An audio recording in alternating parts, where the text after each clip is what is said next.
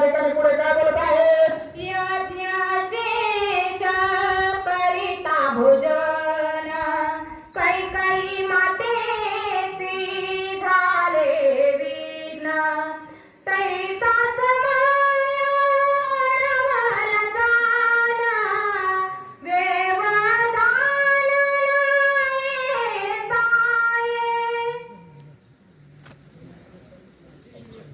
यज्ञशेष करिता भोजन कैकई मातेसी झाले विघ्न तैसा समय ओढवल जाण व्यवधान नसावे.